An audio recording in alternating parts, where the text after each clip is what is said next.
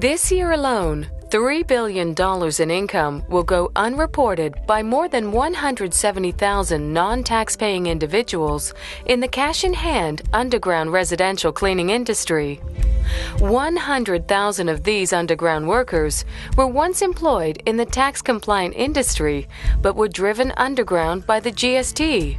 Just as it did in the already harmonized provinces, the HST will further increase the incentive and subsidy to underground workers and will drive what remains of the tax-compliant portion of this industry further into the underground, resulting in large-scale job loss, reduced government revenues, and increased EI and social welfare costs. Something can and should be done. There is a solution. Before the 1970s, residential cleaning was done almost entirely by underground cleaning ladies. But by the late 1970s, as more women entered the workforce, businesses such as Molly Maid began to capitalize on this growing market opportunity. By 1991, industry sales volume had grown to $1.8 billion annually, and absent GST was projected to break the $2 billion level by 1996 and $3 billion by 2011, creating over 150,000 new jobs for low-skilled workers in the process. But along came the GST, and within 5 years of introduction, tax-compliant industry volume had declined by 70%, with a corresponding decline in jobs and a corresponding underground increase. Yes, the government gained the new GST revenue on what remained of the tax-compliant industry, but for every dollar gained, there was a $13 decline in net government revenue. Harmonization in Quebec and Atlantic Canada further decimated the industry in these provinces. Today, there are virtually no private sector businesses in Quebec, and the number of tax-compliant businesses in Atlantic Canada has shrunk to less than 10% of those which existed pre-GST. While the vast majority of residential cleaning businesses closed their doors in the few years following GST introduction, Molly Maid was one of the survivors. Having grown from 2 employees in 1979 to 1,500 employees at the beginning of 1991 and projected to double to 3,000 by the turn of the century, Molly Maid employment declined to 900 shortly after GST introduction and has only partially recovered to 1,000 employees today. Today, Molly Maid employment on a per capita basis is 6 times greater in non-harmonized provinces than in harmonized provinces. Today, despite being a household name and the largest tax-compliant business in this $3.6 billion industry, Molly Maid accounts for less than 1% of the market.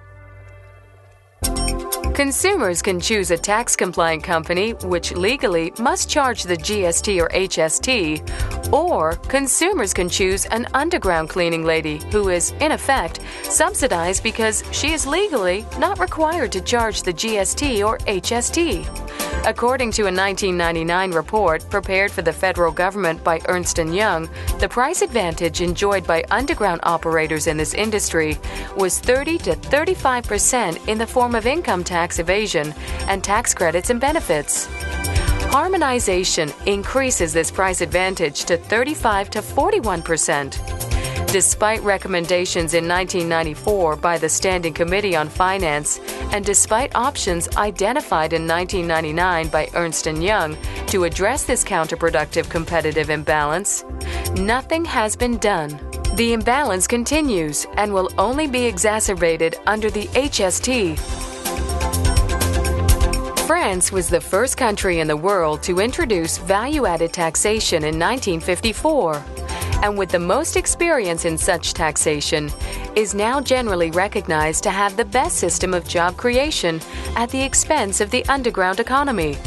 France has adopted the 2009 European Council Directive, which had a stated objective of having positive effects in terms of job creation and of combating the informal economy. The policy recommendation in this video is based on the example and experience of France and other European Union countries.